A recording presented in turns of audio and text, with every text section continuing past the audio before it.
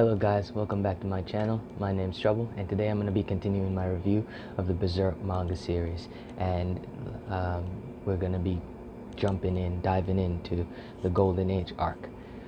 Alright, and with that said, let's go. So we open up, we see a band of mercenaries, and they're coming by this tree, a tree filled with dead bodies, dead skeletons, and under the tree they see a baby, which freaks them out. At first they thought the baby was dead, but it turns out no, the baby's not dead, and we find out it's Guts. And then a lady runs over. Her name is Shizuku. She picks up the baby. Apparently she's insane after she had a miscarriage, so she runs over, she picks up the baby. They try to tell her not to, but she insists, and she picks up the baby anyway, baby Guts anyway, and she keeps the baby. They try to say it's a bad omen, you shouldn't pick up a baby from under a dead tree. They try to say all of that, but Gambino, Guts' foster father, as we're gonna come to know him, says she'll get the baby's probably gonna die, and he will make her happy for a while. So Gambino's let's Shuzuki keeps it. We cut to 3 years later. Shuzuki apparently raised Guts for 3 years, and she's 3 years old now, and Shuzuki is apparently dying from a disease.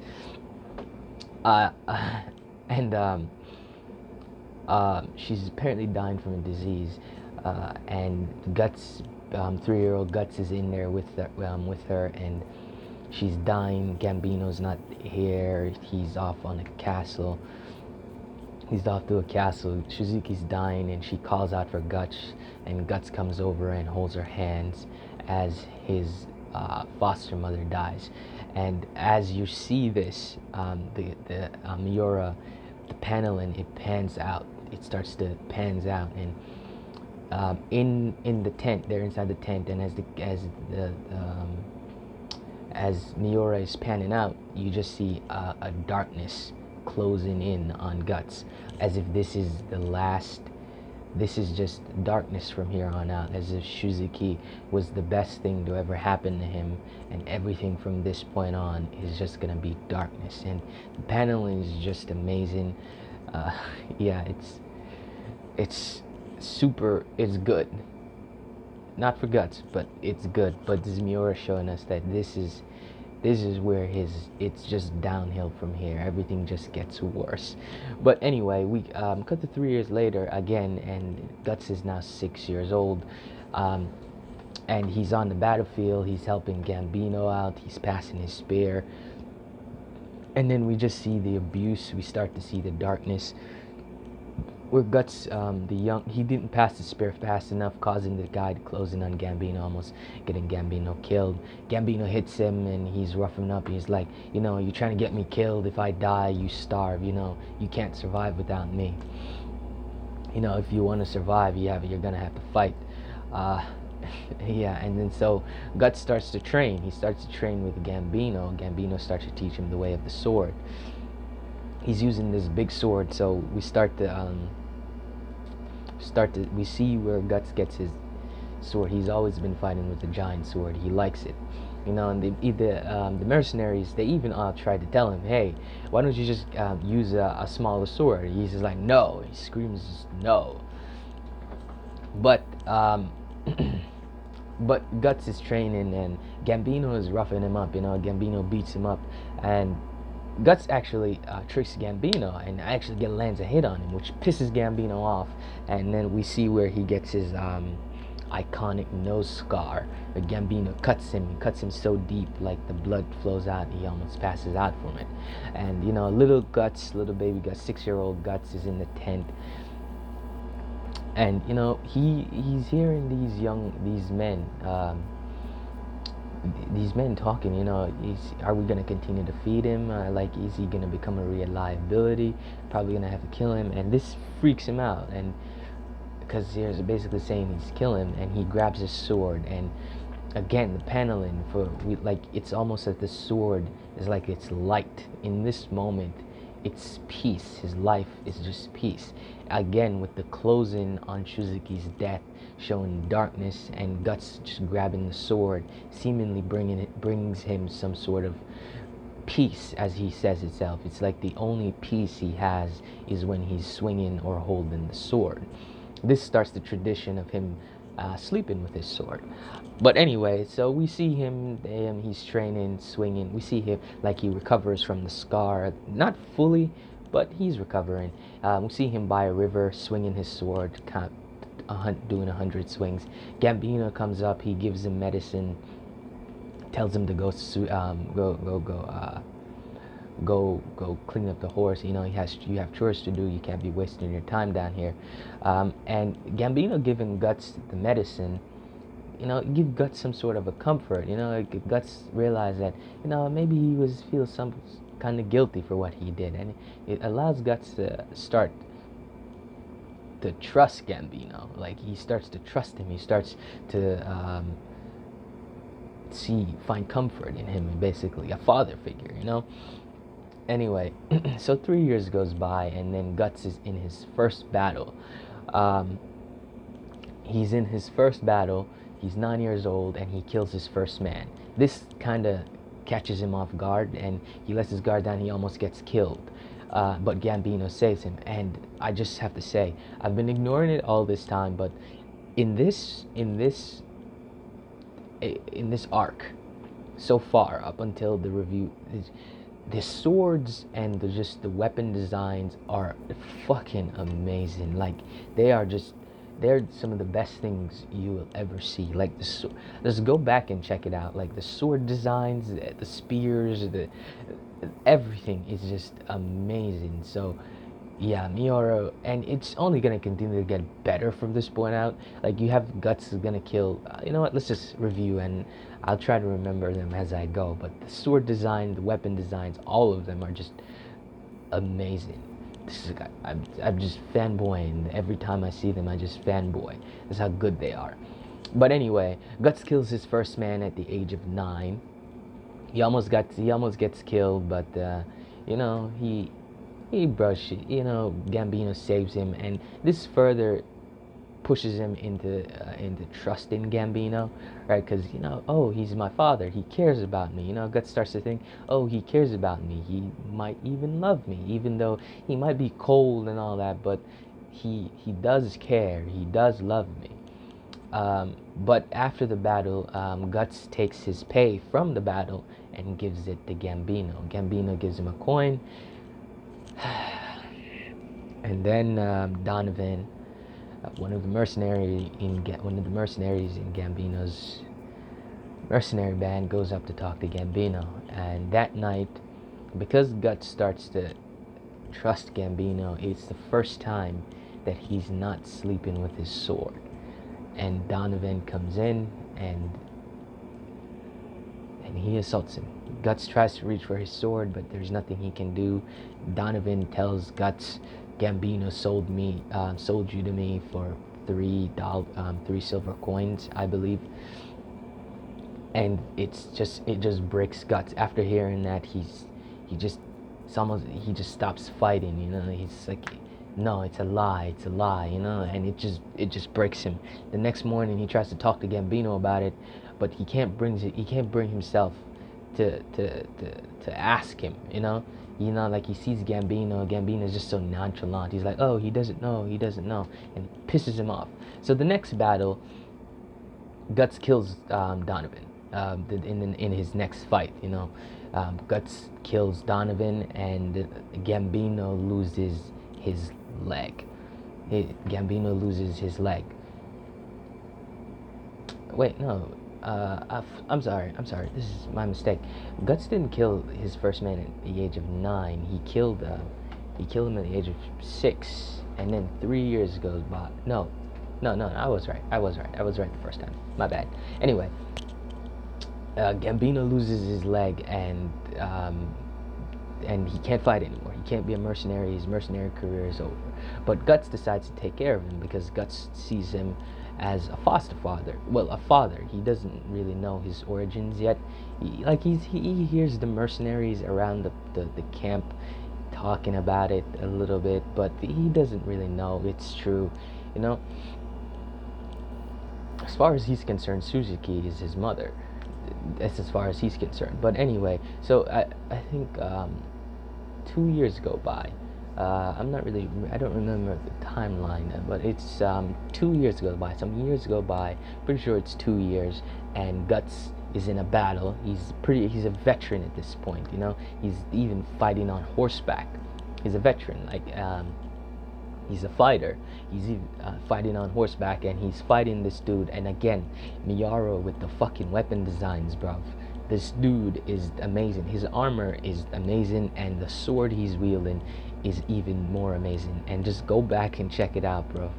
The weapon designs are out of this world, and they get better. Like they don't stop. And you know, you look at a random dude in the background, and he just has this cool ass sword. Anyway, Guts defeats the enemy general. He comes back home. He tries to give the coin to Gambino, but Gambino refuses him. Gambino he's just broken at this point. Like, he's like, two men are like, yo, Gambino has it so good, you know, he just doesn't really do anything. And he takes it like he takes it as an insult, you know, like, you trying to insult me, bruv. You know, because, you know, he lost his leg, he's insecure about it, and, you know, he's taking it out on Guts. He's taking out the loss of Shuzuki. He's taking it all out on Guts. And this starts to piss Guts off, you know?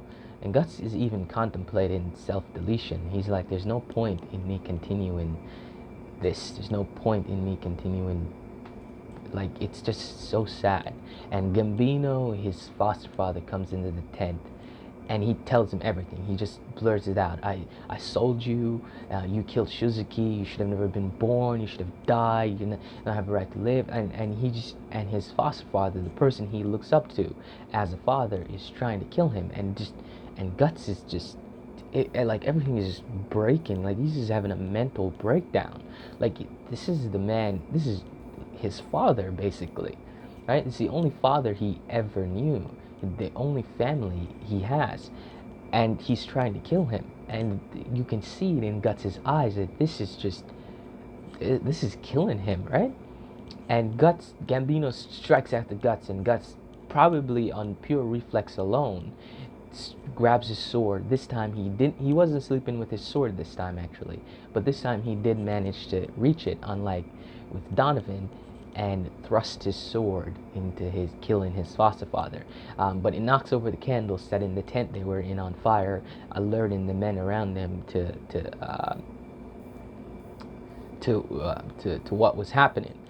They come in, and Guts is so distraught by the fact that he just killed his foster father. One of the men, they try to cut him, and just on pure instinct again, he cuts his arm. And then he runs away. He manages to get away and gets a horse and rides off. They hunt him down, and you know, the guy is saying like he was a bad omen. You know, he killed Gambino. Gambino was his foster father. You know, after Gambino mercifully spared his life, and you see their perception of it. But again, is that they don't know. Like, Guts continuously gets blamed for things that he didn't do. People keep thrusting the responsibilities for actions that he has nothing to do with. He just could not control. There's nothing he couldn't do about it. Like, everybody just keeps blaming him for it, right? And this is what I said. Like, with the death of Shuzuki, it's like, it's just pure darkness. It's all just downhill from here. But Guts run away. The mercenaries from Gambino's band catches up with him. They shoot him with an arrow, causing Guts to fall off his horse and fall down a cliff. And they take that as him dying, and Guts is just lying there, and like, he's like, there's only bad stuff happened to me. It's all just bad stuff. Like, what am I supposed to do? Where am I supposed to go? And he gets attacked by a pack of wolves on the side of the road as he's walking. Then he kills all the wolves. He passed out, and he gets picked up by a mercenary band that was in the need of soldiers. So he gets picked up by them, and they apparently heal him, and Guts continues to survive. And then we cut away. We see some time has passed. We see him attacking a castle. we don't see him. We don't know what's going on. We see a castle being attacked, and again, the weapon designs are fucking amazing. Like they're some of the most amazing. Miura and the designs, bro. I swear to God, the designs are just they're amazing. But anyway, he's attacking this castle, and all of a sudden, all the men start to freak out, and then this dude with this super cool sword again gets thrown back, and then we see like the leader of the attacking force, the force that is attacking the castle, the side that Guts is on, is also has a very cool sword. Yes, this is what I spend my time when I read Berserk. This is what I notice. Anyway, and he's like, I'll double the reward. Any man that can kill Bezozo. Shit, I can't remember. I don't remember how to pronounce his name. Bezoso. Um, I'll double the reward. I'll give you gold coin. Nobody wants to attack Bezozo because Bezozo is apparently a 30-man slayer. But Guts steps up and he's like, what's the pay? What's the pay? He's a 30-man slayer. If I kill him, what's going to be the pay? He says 5 gold coin. Guts says 10 gold coin. He says 7 gold coin. Guts accept. Guts attacks. And in this fight, we see that Guts is he's a nihilist. He's just so careless with his life because he almost dies in it. If he didn't split Bezozo's axe, by the way, Bezozo's axe is another fucking amazing weapon. Like, Jesus Christ, this axe is super cool, right? Just go check it out again. Anyway, Miura and the weapon designs, man, I swear to God. Yeah, he just gets it right. Anyway, so he splits Bezozo's axe and he ends up killing Bezozo, a 30-man slayer, which we see that in the background catches the eye of Griffith. Griffith's here, and yeah. So anyway, after that, after the battle, Guts gets his silver. The leader of the attacking army tries to get Guts to work for him. He touches Guts, and then we see Guts says, "Don't touch me." Just brushes him off. "Don't touch me. Don't ever touch me," and then walks off. As he's walking off, we see he comes across Griffith, and we see Griffith and the Band of the Hawk. Crocus wants to attack Guts, because Guts has had a major payday. He wants to steal from Guts. Griffith just says, "Do whatever you want," which we know that he's manipulating them. He's doing this on purpose because he wants Guts to join, as we know earlier. Because Griffith says, "I do whatever I want." Later on in the story, me personally, I feel like he's manipulating Crocus and his men to see how they're gonna fare against Guts. This was just pure manipulation on Griffith's part. And we see Casca for the first time, and she's fucking adorable. Anyway, so Crocus and his men attack Guts. Guts kills one of them, cuts off another one's arm. He kills Dan. I don't remember the name of the other one. And they can't defeat him because he's too powerful. So Casca comes down. Casca shoots Guts in the arm with the bow, and then she starts to fight Guts, and she's actually putting up a good fight against Guts. Guts knocks her off her horse. Guts realized that Casca is a she, which takes him aback. But Guts is Guts, and he still goes in to kill her. He's about to kill her, and right as he's about to kill her, a spear comes in, and that's thrown by Griffith. Guts starts to fight Griffith. Griffith's too fast. Griffith stabs Guts in the shoulder. Guts falls by bloodlust, but this is Guts, and Guts doesn't go down easily, and he gets up again, trying to attack Griffith, but he finally succumbs to his wounds, and he passed out. And next we see is him having a nightmare with Donovan chasing after him, and he's trying to beg Gambino for help. Gambino says, I can't do anything. You have my leg. You did this to us. You kill me. You pushed the sword through my neck. He's like, well, let me explain, Gambino. Let me explain. Gambino is like, this is all your fault. You should have never been born. He's having a nightmare. Donovan, the night monster, you see him even viewing Donovan as a monster, with him having claws and all that. Donovan inevitably catches him, and then we see him waking up. We see a glimpse. We see him sleeping with his future beloved, Casca. His future beloved sleeping at his side, which is always great. But Casca doesn't like this because he wakes up, he gets out of the tent, we get into Casca. We see Casca arguing with Griffith. Then we meet Best Boy, Judah. we meet Judah, and we meet the whole gang. We meet Crocus, Pippin, uh, Pip, Pidge, fuck, I can't remember his name. Jesus Christ, I never remember his name. We don't get his name in this part. But I can't remember his name. The dude, he slaps Griffith. Femto. He slaps Femto. I don't remember his name though. We meet the whole gang. We meet everybody. Um, so Guts starts to talk to Griffith, and Griffith is like, "I want you," and this is like, okay, that's it's a bit strange. Guts basically like, all right. He's taken aback by it, and then inevitably conversation goes into uh, a duel. Like Guts is like, "Oh yeah, you want me to follow you? You want me? I'll be whatever you want. Uh, I'll be your toy, your doll, whatever you want. If you can beat me in a fight."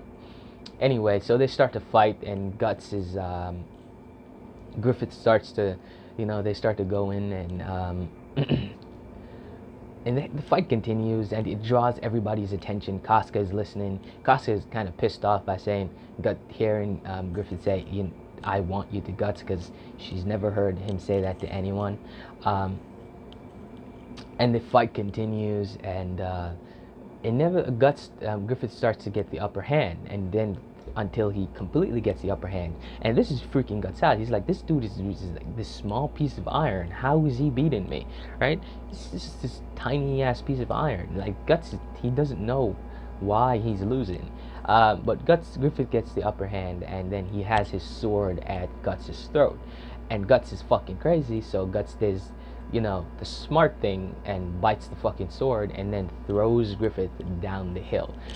I view this as a future to come where Griffith is on top of the world. He's ruling. He's almost becoming the king, and then Guts brings him low, leading to the apocalypse. Guts knocks him down to the bottom of the hill and starts to punch him and starts kicking him. But Griffith does get the upper hand, and he tells Guts to submit, to which Guts says, "Fuck you," literally, and Griffith dislocates his arm. And Griffith wins the fight, so Guts by default has to join the band of the Hawk. And later, Crocus and a bunch of guys tries to kill him, tries to assassinate him and throw his body in the forest, and Griffith will think that he ran away, but Casca stops them and tells him to get lost. Guts thanks Casca for saving his life twice. "I owe you 2 times," and Casca is like, "I hope you die on the battlefield." And Gus goes back to sleep. So we see them at this castle. They're attacking this castle next. We see them. This is Guts' first battle with the Band of the Hawk. They're attacking this castle, and they inevitably attack this castle, and they win. This is Guts' first battle, and this is basically him officially joining the Band of the Hawk. This is basically him officially saying, maybe sticking around is not going to be so bad. Let's see where this goes. And that's it. That's the first part within the Golden Age arc story. It's an amazing story. The swords, the weapons designs are fucking amazing. If you don't want to read it for the story, read it for the weapon designs. I promise you, you're not gonna fail. For me, this one is gonna have to be the general that Guts kills after Gambino loses his head and Guts kills that general. For me, he has the best sword out of all of them. He has the best sword and armor. That was my favorite of all of them. This unknown general, but yeah, I remember him, Kentaro Miura, and his designs are amazing. That's my sword. But yeah, the Golden Age arc so far is good. You see like the darkness with Shuzuki's death, Guts' nihilism, his terrible father, him having a nightmare, just all the bad stuff just happened to him, like him just wanting to die and can't die. But yeah, it's pretty sad and it's pretty dark. But the art is amazing. You really get the feeling of this fantasy.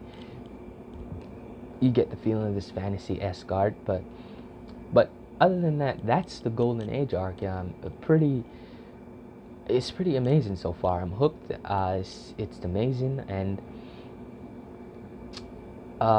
yeah. With that said, that's the first part of the Golden Age arc. And that's all I have to say about it. It's great. Everything is good so far. The symbolism, the setup, and all this negative emotion is again setting up for the beast of darkness. Yeah, like all this bad stuff, this nihilism, all of the negative emotion, all the bad stuff that happened to him. We see why Guts doesn't like to be touched. We see his childhood, how horrible it was since after Shuzuki died. His childhood is just horrible. His life is just a downward spiral from here on out. And yeah, that's the first part of the Golden Age arc. Tune in next time for the next part, for part 2, and like, comment, subscribe. Tell me what your favorite weapon in the Golden Age arc is, and I'll see you next time.